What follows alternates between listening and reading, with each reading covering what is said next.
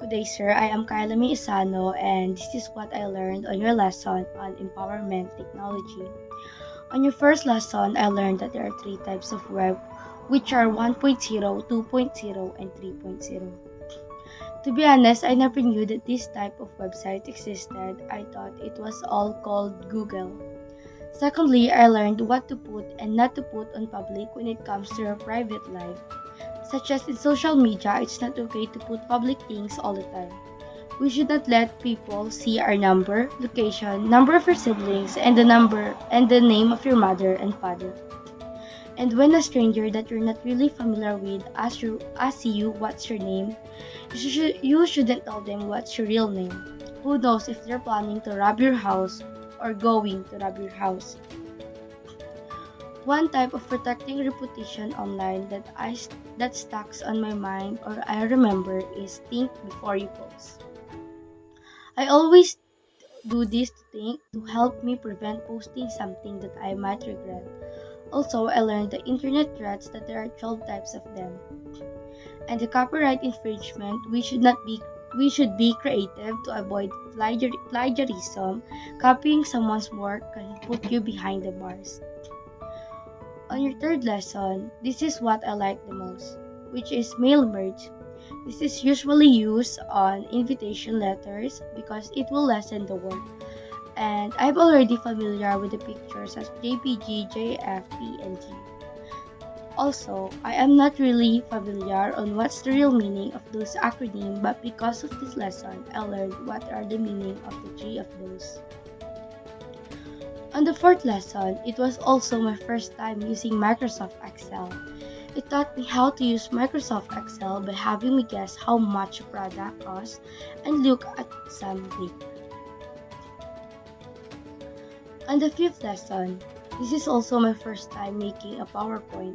In my whole life, I never made a PowerPoint.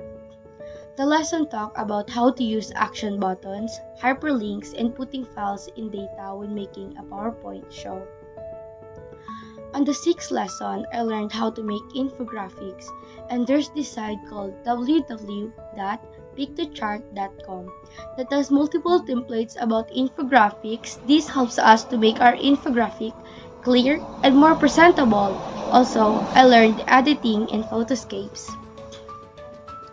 On your seventh lesson, I learned how to make a blog using WordPress by following the steps given on the PPT and posting it after making the blog. Also, on your eighth lesson, I learned how to make a web using Microsoft Word. Also in Jimdo, the WYSIWYG is the acronym for what you see is what you get. This means that whatever you type, insert, draw, place, rearrange, and everything you do on a page is what the audience will see. On the ninth lesson, here I learned about the web portal containing information from different sources and places them on one location in a uniform way. And this lesson we made a trial account where every member can work on it. On the 10th lesson, I have learned to embed multimedia content from YouTube videos or in blog posts. And the 7 types of multimedia contents are the online test, courseware, podcast, online, games, podcast, videos, and the sound music are also audio. Also, World Wide Web would turn into a different kind of WW, which is World Wide Web. On your 11th lesson, I learned a lot. Here is the EDSA People Power Revolution that lasted from 1983 to 1986 from February 22 to 25, involving 2 million Filipinos from different sectors.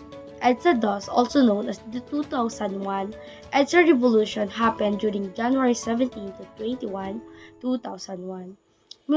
People Power took place on Luneta Park from August 22 to 26, 2013 in the Yolanda People Finder.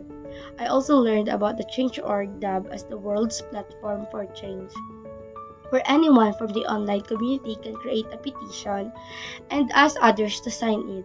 For me, it is actually nice. since nice people can donate on the site to help people who needs it. On the 12th lesson, we were taught how to make concept paper, and it has 5 elements when making a concept paper, such as the introduction, purpose, description, support, and the contact information.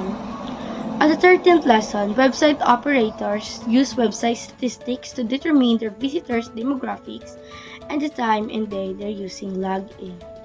WordPress offers statistics about each post that you made. You can check the blog's popularity daily, weekly, monthly, and annually.